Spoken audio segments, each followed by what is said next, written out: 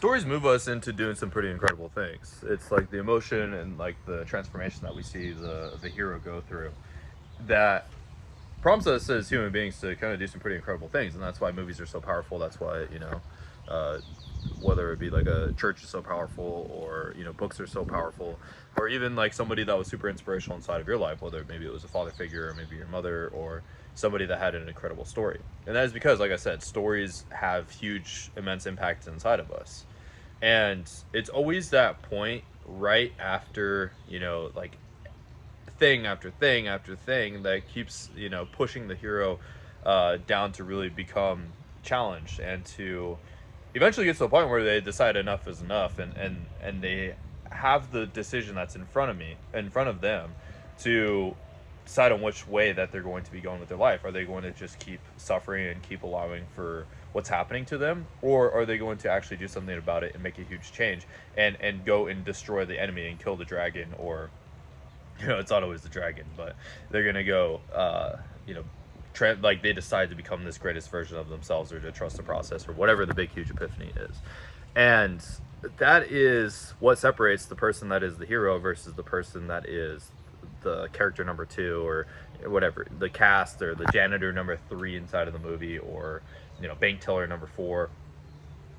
That is the difference of the hero and bank teller number 4. So let me ask you, are you going to be bank teller number 4 inside of your life, or are you going to be the main character? Are you going to be the hero in your own movie? Are you going to be the hero in your own story? And that is the question I have for you, is where are you right now? What are the things that have beat you down? What are the things that have shaped you into the way that you are, that you would probably see as a weakness? What are those things that happen to you that makes your story special, that makes your circumstances the way that they are? What are those special things that, like, you can either claim as being a victim, or you can leverage to be your biggest superpower? Because that's the thing, whenever you watch any superhero movie, the difference of the villain and the difference of the hero is one subtle thing. They both had to experience, they're same in a lot of ways. They had to experience something that was painful, that was agonizing, something that, it made them, it was painful. And the difference of the hero and the villain is the hero decides to use that thing that happened to him to do good for the world, and the villain decides to use that thing that set them back, or that hurt them, or that scar that they have. They use that as a reminder to wreak havoc on the world and to provide pain to the world. You think of any villain in a movie, like Thanos. He saw in front of him, like, half of his, like, he saw, like, his mom taken from him. His family was killed, and on his planet, he saw all of this, this destroying, and all his death, and all of this, ending of a lot of his people that he was close with. And he wanted to provide the exact same thing to the world. He wanted the rest of the world to feel his suffering and his pain, and he felt like that was the just thing to do, and that was what was right. And in his eyes, he was the hero. But in reality, for the greater good, he was the villain. And that's because he used that pain and that suffering in a way that, transformed him into somebody that was a super villain. And so the question is what is your situation? Is it that you just lost a job? Is it that you're stuck in a lame ass job? Is it that you're tired? Like, maybe it's like, your mom's in the hospital, or maybe it's, that version of yourself that's right there in front of you that you totally could be.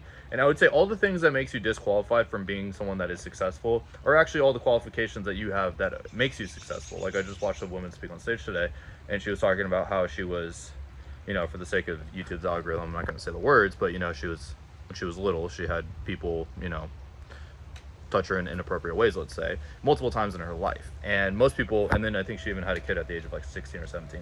And most people, they would take something like that and they would use that as all the reasons why they can't be great in life and why they aren't made for anything in this life. But instead, she took those things and those things that happened in her life at an early age and used that as her superpower, and made that into somebody that's written multiple books, and she was able to speak on stages all across the world, and she was able to make hundreds of thousands, millions of dollars a month from her story and from her experience. And that's because she perceived her experience and her story as something that was a superpower for her. That was her reason of being. That was why she had the qualifications to be the person that she was, is because she went through those things and she turned that into her superpower. So the question is what is your superpower? What are the things that you've been disqualifying yourself for? What are the things that have led you to this rock bottom that now you can change and get out of and help other people just like you going through the exact same thing to becoming a greater version of yourself. And that happened to me. I like the person that you see today making millions of dollars a year, wearing beautiful watches and living traveling the world and driving supercars and impacting thousands of people's lives and helping thousands of people become financially free and being able to live life on their terms. I wasn't always this way. For me personally, I was somebody that I moved a lot growing up, and I saw my parents lose a lot, and I saw when I was going through middle school and high school, I saw my someone that was very close to me, my father that I looked up to, call quits and give up.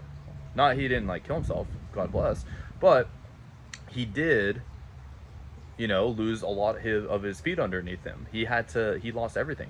I had to see my parents foreclose on their house. I had to see him and my mom argue a lot and try to get through a lot of things and work through a lot of things while raising me and my two sisters.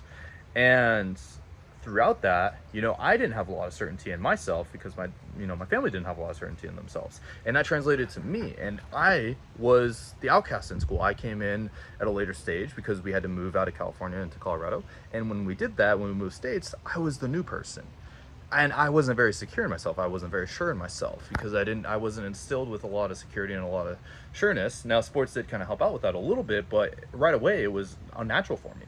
And I had to I wasn't really given a chance to get my feet underneath myself and have sureness and security in myself because that wasn't really instilled in me. And that resulted in me getting bullied a lot. That resulted in me being the outcast. That resulted in me being different than everybody else. That resulted in me being the weirdo. I was, instead of a lot of these accolades, maybe my social life suffered, but what I was good at was I was good at sports and I was good at school. Those are the two things that kind of kept me going. Other than that, everything else I sucked at. I didn't know how to make friends. I was kind of a weirdo. I didn't know how to talk to girls, even though women always wanted to date me. I don't know. I just wasn't good at that stuff. And now that is something that made me an outcast in a lot of different departments because I had a tough time relating to a lot of other people because I was so much different than everybody else, but it also made me good at things. And